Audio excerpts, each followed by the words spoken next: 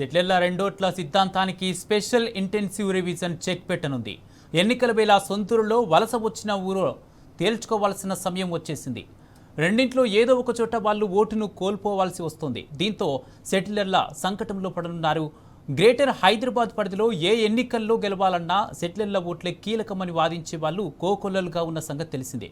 కానీ అలా వెంపర్లాడే వాళ్ళు పప్పులు ఇకపై ఉడికేలా లేవు. సో ఎన్నికల వేళ సెటిలర్ల బార్గెనింగ్ పవర్ భారీగా తగ్గదున్నదని విశ్లేషకుల అభిప్రాయం.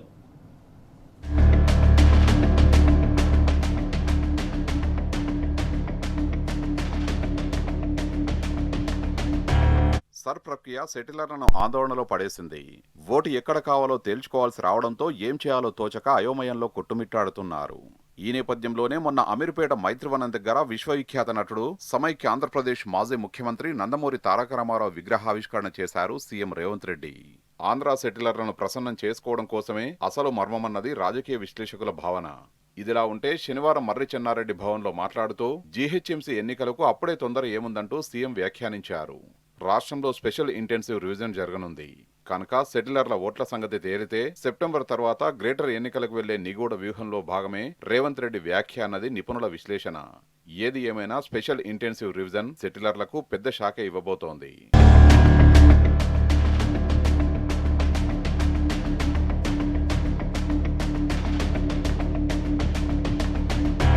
ఇప్పటి వరకు ఒక వ్యక్తికి తెలంగాణతో పాటు ఆంధ్రప్రదేశ్, మహారాష్ట్ర, కర్ణాటక వంటి రాష్ట్రాల్లో సైతం ఓటు హక్కు ఉండేది.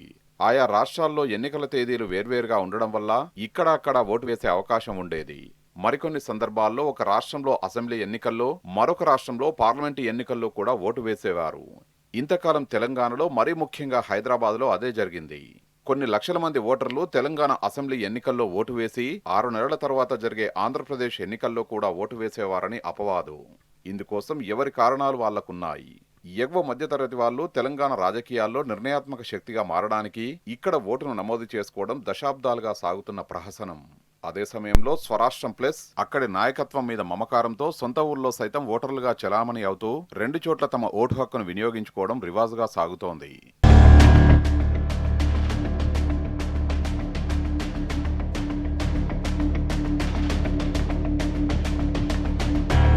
ఇక ఎవరు అవునన్నా కాదన్నా ఎన్నికలు అంటేనే డబ్బులతో ముడిపడి ఉన్న అంశం.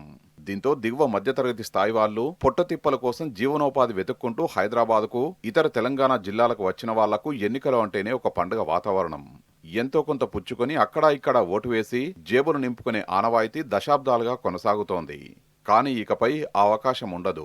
జూన్ 25 నుంచి జూలై 24 వరకు కేంద్ర ఎన్నికల సంఘం చేపట్టనున్న ఎస్ఐఆర్ ద్వారా ఇటువంటి ఓటర్లు ఒక రాష్ట్రంలో మాత్రమే ఓటు హక్కు కొనసాగించేలా చర్యలు తీసుకోనున్నారు. ఇక్కడే సెటిలర్లకు అసలు తంటా వచ్చిపడింది. ఆంధ్రతో పాటు ఇక్కడ కూడా ఓట్లు ఉన్నవాళ్లు ఎస్ఐఆర్ పుణ్యమాని ఒక ఓటును విధిగా కోల్పోవాల్సి ఉంటుంది. సొంతూరా, వలస వచ్చిన ఊరా అన్నది తేల్చుకోవాల్సి ఉంటుంది. సొంతూరన్న మమకారంతో అటువైపే మొగ్గు చూపిన పక్షంలో వాళ్ళు ఇక్కడ ఓటును త్యజించాల్సి ఉంటుంది. అప్పుడు ఇక్కడి ఎన్నికల్లో వాళ్ల ప్రభావం అంతగా ఉండదు. తద్వారా సెటిలర్ల బార్గెనింగ్ పవర్ గణనీయంగా తగ్గిపోతుంది. దీంతో సెటిలర్ల ఓట్లను ఆకర్షిద్దామని భావిస్తున్న టీడీపీ, జనసేనలకు పెద్ద ఎదురుదెబ్బ తగులుతున్నట్లే లెక్క. మరోవైపు ఎన్టీఆర్ విగ్రహాన్ని అడ్డం పెట్టుకుని సెటిలర్ల ఓట్లను కొల్లగొడదామని చూస్తున్న రేవంత్ సర్కారుకు సైతం ఇప్పుడిది పెద్ద దెబ్బే కానుంది.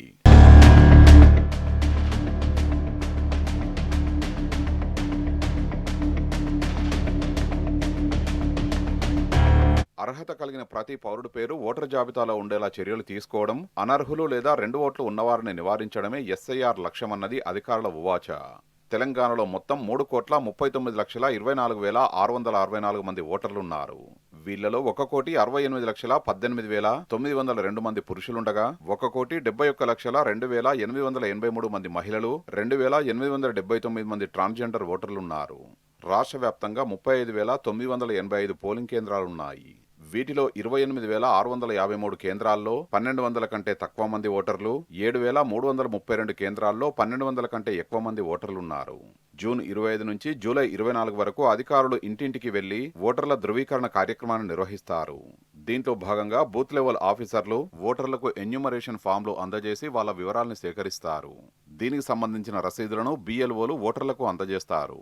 అలా సేకరించిన డేటాను అధికారులు ప్రత్యేక సాఫ్ట్వేర్ ద్వారా పరిశీలిస్తారు. దేశవ్యాప్తంగా అనుసంధానమై ఉన్న ఈ వ్యవస్థ అసెంబ్లీ నియోజకవర్గాలు, పార్లమెంటు నియోజకవర్గాలు, వివిధ రాష్ట్రాల్లో ఉన్న ద్వంద్వ నమోదుల్ని గుర్తించగలదు.